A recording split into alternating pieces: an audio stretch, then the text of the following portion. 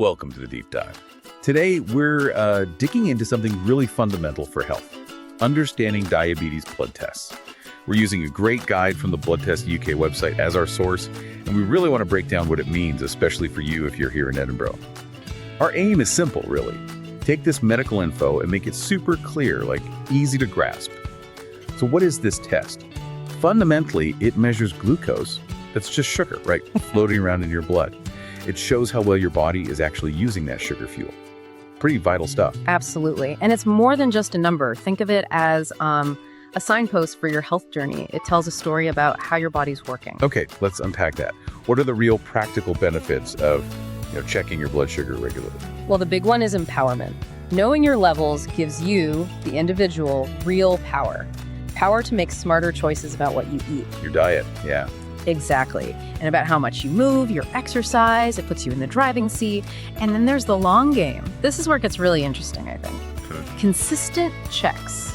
They're absolutely key to dodging serious future health issues. Like what kind of issues are we talking about? We're talking major things, damage to your heart, your nerves, even your kidneys. Keeping sugar levels stable helps prevent all that. Plus, it gives people confidence knowing they're managing things well. Right, confidence and control. Yeah. Now, the source, Blood Test UK, it mentions different ways to test. Can you give us a quick rundown in simple terms? Sure. There are basically three main ones they highlight. There's the fast check, that's after you haven't eaten for a while. Okay. Then the A1C check, which gives you an average picture over a few months. Ah, the longer view. Precisely.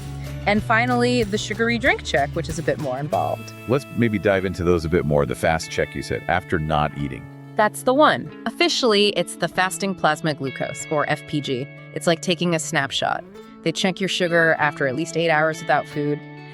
Gives a baseline reading. A snapshot. But, well, one snapshot might not tell the whole story, right? Is that where the A1C comes in? Why is that one often seen as, like, the gold standard? Spot on. The A1C or HbA1c test is different.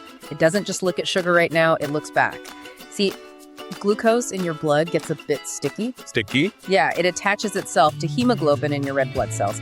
And since those cells live for about 3 months, the A1C gives an average sugar level over that whole period, about 90 days. Got it. So it shows the trend, not just a blip. That makes a lot of sense. Exactly. It reveals your overall control. Okay, and the third one, the sugary drink check. That sounds intense. The oral glucose tolerance test, OGTT. Why would that be needed? It is more intensive. The OGTT isn't usually the first step. It's more for specific situations like diagnosing diabetes during pregnancy, gestational diabetes, or maybe if the FPG or A1C results are a bit borderline, perhaps in pre-diabetes. You drink a standard sugary drink, and they test your blood over a couple of hours. To see how the body reacts under pressure. Precisely. It shows how well your insulin responds to a big glucose load. Really tests the system. Right. So different tests for different insights. And doing this regularly, as you said, it's about making informed choices daily. Informed choices, yes. About your food, your activity levels. It's about staying proactive. And connecting that back to the big picture, it genuinely saves lives. Keeping those levels stable avoids, or at least delays, those really serious long-term problems we talked about. The heart, nerves, kidneys. It protects your future health. It really does. Gives you that peace of mind. Okay, let's bring it local.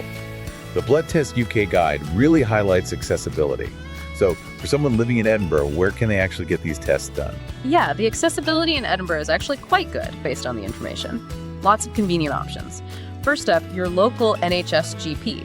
That's often the starting point, usually free, and you get advice tailored to you. Okay, the doctor's surgery.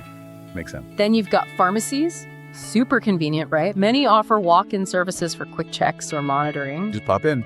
Nice and easy. Definitely. Third, private clinics.